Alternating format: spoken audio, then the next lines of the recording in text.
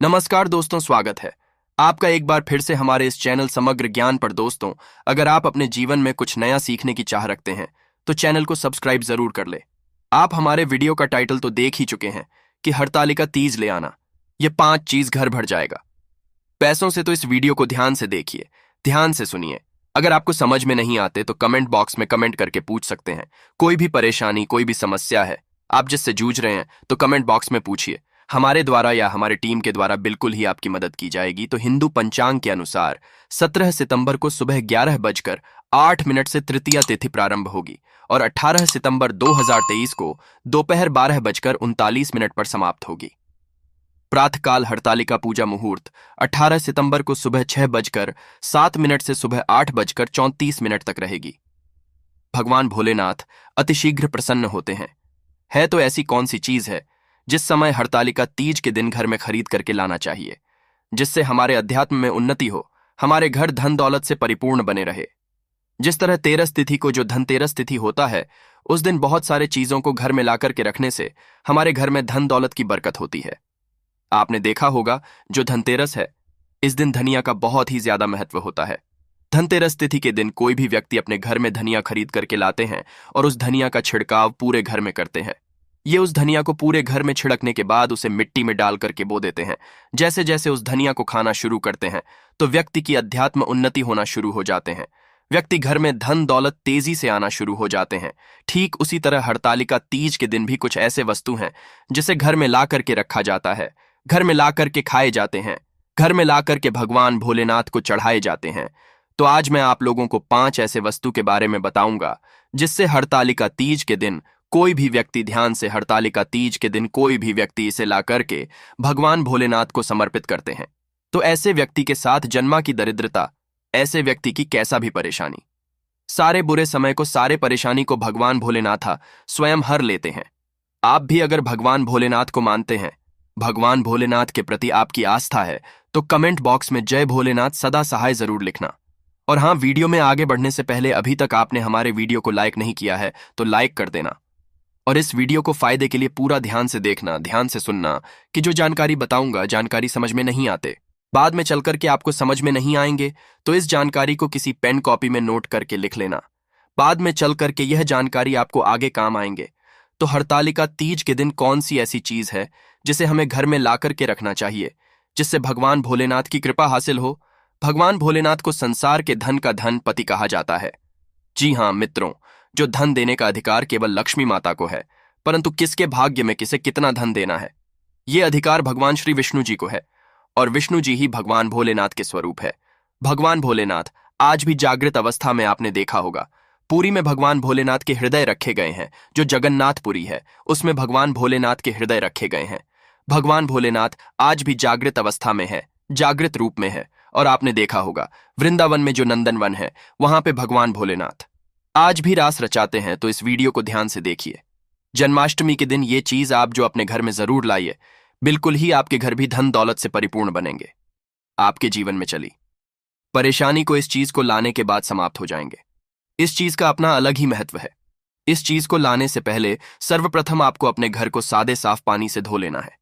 फिर आपको अपने घर को एक बार गंगा जल से पूरी तरीके से छींटे मार देना है, अपने घर को पवित्र करना है। फिर इस वस्तु को आपको ला करके भगवान भोलेनाथ को समर्पित करना है। तो आपको लाना क्या है? पहला वस्तु है मित्रों, वो है शहद। जी हाँ, जो शहद है ये भगवान भोलेनाथ को अत्यंत प्रिय है। ध्यान से सुनिए, भगवान भोलेनाथ को अत्यंत प्रिय है शहद। तो शहद जो है देवी देवताओं को भोग के रूप में लगाते हैं। आपने देखा होगा जो शहद है ये वास्तु दोष को भी दूर करते हैं। भगवान भोलेनाथ को वास्तु का जनक समझा जाता है। जहां पे भगवान भोलेनाथ के बाल अवस्था रूप का मूर्ति रखा जाए, जिसे हम जो है बाल भोलेनाथा बोल सकते हैं, या फिर एक तरह के छोटा बोल सकते हैं, या फिर बाल गोपाल बोल सकते हैं। तो जहां पे का मूर्ति हो, इस तरह की मूर्ति को अगर शहद से स्नान करा दिया जाए, ध्यान से सुनिए, इस तरह की मूर्ति को शहद से अगर भगवान को स्नान करा दिया जाए, अभिषेक करा दिया जाए, और इस शहद को अगर कोई भी व्यक्ति थोड़ा थोड़ा खाना शुरू कर देते हैं या फिर इस शहादत का छींटा अपने घर में मारते हैं, तो ये घर के वास्तु दोष को समाप्त करते हैं। अगर व्यक्ति की जीवन में किसी भी तरह के दोष लगा हो, उस दोष का भी भगवान श्री निवारण करते हैं, हल करते हैं। उस तरह के दोष से भगवान श्री उससे बचाते हैं। और जहां पे ये भगवान भोलेनाथ को शहद से नहलाया जाता हो, वह स्थान, वह घर में साक्षात लक्ष्मी आती है। उस घर में कभी भी अन्न धन की कमी नहीं होती। ये पहला हरतालिका तीज के दिन आप जरूर करना, आपके जीवन में चले, परेशानी आपके जीवन में चले, सारे कष्ट दूर हो जाएंगे। दूसरा वस्तु के बारे में बता रहा हूं, तो भगवान भोलेनाथ को जो दूसरा वस्तु जो है आप चढ़ा सकते हैं, जो वीडियो है, ये भगवान भोलेनाथ को अत्यंत प्रिय है और ये मां सरस्वती के भी जाए तो प्रिय एक तरह के वाद्य यंत्र है। तो जो व्यक्ति भगवान भोलेनाथ को बीड़ा चढ़ाते हैं, ऐसे व्यक्ति की बुद्धि तीव्र हो जाते हैं। ऐसे जो व्यक्ति है ये आगे चल करके गुणकारी बनते हैं। ऐसे व्यक्ति एक तरह के गिद्ध संगीत के माध्यम से आगे बढ़ते हैं। ऐसे व्यक्ति राजनेता बनते हैं। तो जो व्यक्ति भगवान भोलेनाथ को हरतालिका तीज के दिन बीड़ा भेंट करते हैं, ऐसे व्यक्ति की अध्यात्म उन्नति होता है। ऐसे व्यक्ति राजनैतिक बनते हैं। फिर ऐसे व्यक्ति आगे चल करके जो कहा जाए संगीत आगे बढ़ते हैं। तीसरा है मोर पंख। ध्यान से सुनिए, ये जो मोर पंख, अगर हरतालिका तीज एक दिन मोर पंख अगर आप लाकर के भगवान भोलेनाथ को समर्पित कर देते हैं, तो मोर पंख को बहुत ही पवित्र समझा जाता है। ये घर में सकारात्मक ऊर्जा को बढ़ाने का काम करते हैं। घर में नकारात्मक ऊर्जा उसे समाप्त कर देते हैं। भगवान भोलेनाथ अपने मुकुट में स्वयं मोर पंख धारण किए हुए हैं। तो एक काम करना, हरतालिका तीज के दिन मोर पंख जरूर खरीद करके लाना, भगवान श्री को समर्पित करना। इस भोलेनाथ को समर्पित करने के बाद इस मोर पंख को आपको अपनी तिजोरी में रख लेना है। तो ये आपके घर में धन दौलत की बरकत कराएंगे। अगर मोर पंख को सादे पानी से नहला करके अगर इस पानी का छींटा आप घर में मारेंगे, तो आपके घर के जितने भी वास्तु दोष है वो समाप्त हो जाएंगे। क्योंकि मोर पंख को वास्तु दोष समाप्त करने वाला कहा जाता है। मोर पंख से जिस घर में मोर पंख का छींटा मारा जाए, ये फिर मोर पंख का पानी का जिस घर में छींटा मारा जाए, स्नान कराया जाए, उस घर में साक्षात लक्ष्मी, उस घर में साक्षात लक्ष्मी आ जाती है। जिस घर में लक्ष्मी आ जाए, जिस घर में भगवान भोलेनाथ का छोटा सा बाल अवस्था मूर्ति रहे, वह घर बिल्कुल ही ईंधन से भर जाता है। चौथी वस्तु बता रहा हूं, जैसे हरतालिका तीज के दिन जरूर लाना चाहिए, तो हमारे धर्मशास्त्र में भी बोला जाता है।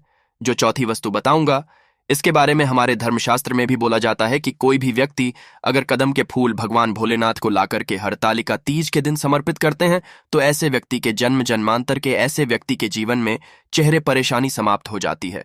क्योंकि भगवान भोलेनाथ ने स्वयं कदम के वृक्ष पर बैठ करके बांसुरी बजाए थे और कदम के वृक्ष ही बहुत ही उत्तम वृक्ष समझा जाता है।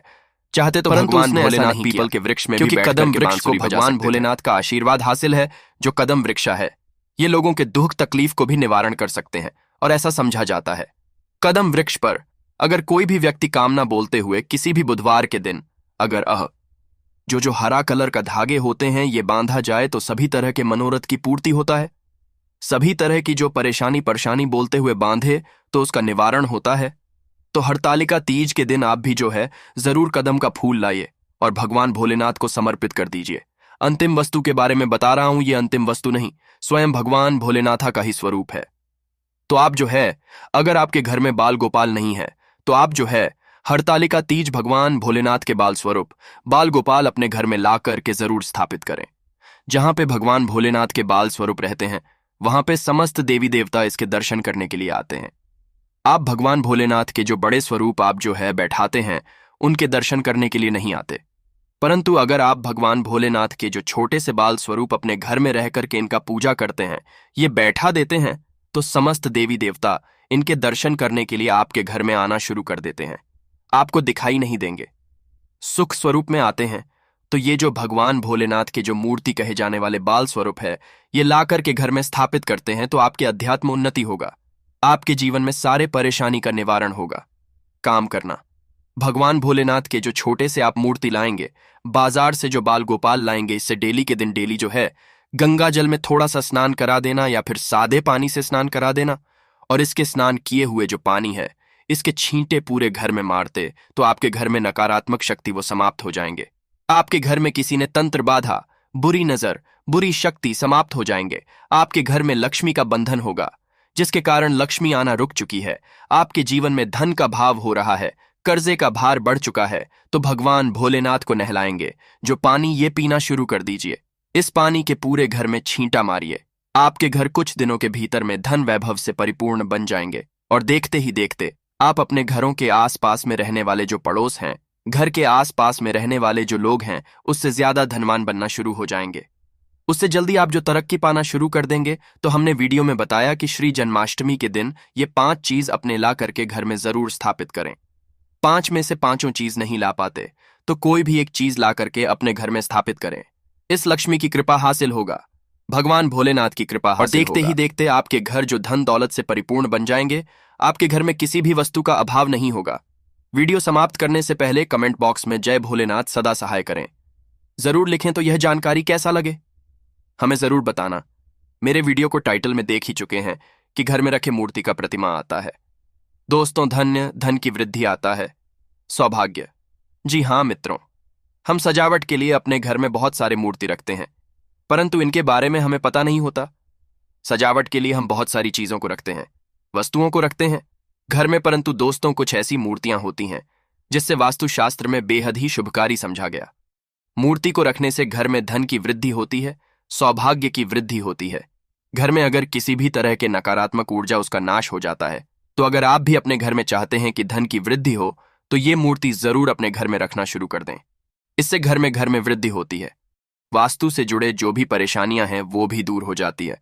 जानकारी बताने से पहले अभी तक चैनल सब्सक्राइब नहीं की है तो चैनल को जरूर सब्सक्राइब जरूर कर लेना, क्योंकि हमारे चैनल का नाम समग्र ज्ञान है। हम समग्र ज्ञान की जानकारी सिखाते हैं। वास्तु से रिलेटेड जानकारी आप सभी मित्रों को सिखाते हैं। हमारे चैनल का मकसद है सबका भला हो, सबका कल्याण फैलाए। दोस्तों, घर में हाथी की मूर्ति जरूर रखा करें। अगर चांदी का ठोस जो बना हुआ हाथी का मूर्ति रखते हैं तो इससे जो है घर में धन की वृद्धि होती है। आपने जरूर देखा होगा महालक्ष्मी जो प्रतिमा रहती है उसके सामने में चांदी, उसके सामने जो हाथी होता है वो धन की वृद्धि दिखाई देते हैं। धन वर्षा करते हुए बटुए के माध्यम से दिखाई देते हैं। वास्तुशास्त्र के अनुसार दोस्तों, हाथी को ऐश्वर्य का प्रतीक समझा जाता है और ज्योतिष और धार्मिक मान्यता के अनुसार भी हाथी की प्रतिमा रखना बेहद ही शुभकारी समझा जाता है। हाथी की मूर्ति हो सके तो पीतल या चांदी की जरूर रखा करें और इसे शयन कक्षा में रखने से धन की वृद्धि होती है। शयन कक्ष में रखने से अगर राहु से संबंधित जो भी परेशानियां हैं, जो भी दोष हैं, वह दूर हो जाती हैं। दूसरा है हंस। जी हाँ दोस्तों, जो हंस होता है ना, इसे जोड़े रूप में करना चाहिए। अगर वैवाहिक जीवन में परेशानियां आ रही हैं तो अपने शयन कक्ष में हंस के जोड़े रखने से व्यवहारिक परेशानियां दूर हो जाती हैं और इसे आर्थिक लाभ ही हासिल होता है, धन की वृद्धि होता है। तीसरा है कछुए की मूर्ति। वास्तुशास्त्र के अनुसार कछुआ रखने से घर में धन की वृद्धि होती है। धार्मिक मान्यता के अनुसार दोस्तों, कछुआ जो होता है भगवान विष्णु का रूप समझा जाता है। जिस स्थान पर कछुआ होता है वहां मां लक्ष्मी का पास भी होती है। जहां पे भगवान वहां पे मां लक्ष्मी वृद्धि करने के लिए आप जो है पूर्व और उत्तर दिशा में कछुए की स्थापना अपने घर में जरूर करें, परंतु इस बात का विशेष ध्यान रखना कि कछुआ अंदर की ओर आता हुआ दिखना चाहिए, क्योंकि अंदर की ओर आता हुआ दिखाई देंगे तो धन वृद्धि होता है। और अगर घर की अब ऐसा रख देते हैं कि बाहर की ओर जाते हो तो इसे धन की वृद्धि नहीं बल्कि धन की नाज भी हो सकती है। तो कछुआ कैसे रखना है कि घर की अंदर की ओर आते हुए होना चाहिए, इससे धन की वृद्धि होता है। इसके बाद दोस्तों, चौथे नंबर पे आते हैं। जी हाँ दोस्तों, जो गाय होते हैं ना, हमारे हिंदू धर्म में अति पूजनीय समझा जाता है और वास्तुशास्त्र अनुसार अगर घर पर पीतल की बनी हुई गाय की मूर्ति रखते हैं तो इसे बेहद ही शुभकारी समझा जाता है, क्योंकि गाय में समस्त तरह के देवी देवता होते हैं। अगर पीतल की बनी हुई गाय की मूर्ति को प्रतिदिन स्नान करते हैं तो निश्चित रूप से मां लक्ष्मी खींचे चले आती हैं, धन की वृद्धि होती है। इसमें किसी भी तरह का संदेह नहीं है। अगर आप भी चाहते हैं दोस्तों, धन से समृद्धि से एकदम संपन्न बनना चाहते हैं तो गाय की जरूर मूर्ति रखें और इसे डेली की स्नान करें। भगवान विष्णु की कृपा हासिल होती है, कृपा हासिल होता है। मां लक्ष्मी की कृपा हासिल होना शुरू हो जाती है और आप हर तरह से धन से संपन्न बन जाएंगे। तो ये छोटे छोटे उपाय को जरूर करें। किस्मत को आजमाने के लिए स्वयं भगवान ने कदम के वृक्ष पर बैठ करके बांसुरी बजाए थे। कदम के वृक्ष को अति पवित्र वृक्ष समझा जाता है और शास्त्रों के अनुसार इसे देव वृक्ष की तुलना मां गंगा नदी से किया है। जिस तरह देवी गंगा अपने भक्तों का पाप हर लेती है, दुख हर लेती है, दोस्तों ठीक उसी तरह यह वृक्ष अपने शक्ति के प्रभाव से जिसके भी पास में रहता है उसका दुख, दरिद्रता का नामो निशान तक मिटा देता है, उस व्यक्ति को धन वैभव से बना देता है।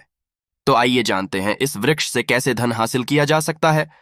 मित्रों, जानकारी बताने से पहले आप सभी से छोटा सा निवेदन है, छोटा सा अनुग्रह है। चैनल अभी तक सब्सक्राइब नहीं किए तो चैनल को सब्सक्राइब जरूर कर लेना। हमारे चैनल में इस तरह के ज्ञानवर्धक जानकारी आप सभी मित्रों को सिखाए जाते हैं, बताए जाते हैं। तो आज भी इस वृक्ष पर भगवान भोलेनाथ की दिव्य अंश स्वयं बैठा हुआ होता है। ऐसा इस वृक्ष को भगवान भोलेनाथ का आशीर्वाद, क्योंकि इस वृक्ष पर बैठने के कारण, बैठ करके बांसुरी बजाने के कारण भगवान भोलेनाथ इस वृक्ष के स्वयं कर्जदार थे, इसलिए इस वृक्ष को आशीर्वाद के स्वरूप भगवान भोलेनाथ ने यह आशीर्वाद दिया कि अगर इसके फूल जिस भी घर में होगा या जिस भी साधक के पास में होगा, मैं स्वयं राधा सहित उनके सभी मनोकामना को पूर्ण करूंगा। इसमें किसी भी तरह का संशय नहीं है। हे वृक्षराज, ऐसा मेरा आपको आशीर्वाद है। मैं इसके फूल को रखने से धन दौलत का भंडार लग जाता है, परंतु इसके पुष्प अभी आपको नहीं मिलेंगे। तो आप में से बहुत सारे दर्शक सोच रहे होंगे कि नवरात्रि में फिर कैसे उपाय करें। तो आप इसके फूल को जब भी सीजन में मिले तो सबसे पहले एकत्र करके रख लें और आने वाले नवरात्रि में इसे उपाय में ला सकते हैं। इसके फूल सूख जाने के बाद भी उतना ही ज्यादा प्रभावी देगा जितना कच्चे अवस्था में देता है। इसके फूल को चावल के ढेर पर रख देने से पूजा पाठ करने जिंदगी भर घरों में चावल की कमी नहीं होती। धान पे रख देने से धान की कमी नहीं होती। पैसों में रख देने से पैसों की कमी नहीं होती। यह भगवान भोलेनाथ को इसके पत्र भोलेनाथाय नमः लिख करके अर्पित करने से सभी तरह के मनोकामना और मनोरथ पूर्ण होते हैं। तो आशा करता हूं मित्रों, मैं आप लोगों को जो आज छोटा सा सरल जानकारी कदम वृक्ष के बारे में, ये आप सभी मित्रों को जरूर पसंद आया होगा। शायद अभी तक के किसी ने यूट्यूब चैनल में यह जानकारी नहीं सिखाया होगा। जय भोलेनाथा, जय श्री हरि ओम। कई वीडियो में आप सभी दर्शकों को बताएं कि कुछ ऐसे मूर्ति हैं जिन्हें भूल करके अपने घर में नहीं रखना चाहिए। बहुत से लोग मतलब कहा जाए अज्ञान पूर्वक बोल सकूं या यूं कहूं तो सेवा भाव से भगवान शनिदेव की मूर्ति ले आते हैं, भैरव बाबा की मूर्ति घर में ला करके पूजा करने लगते हैं। परंतु उन्हें कदापि ऐसा नहीं करना चाहिए। जो लोग शनिदेव महाराज की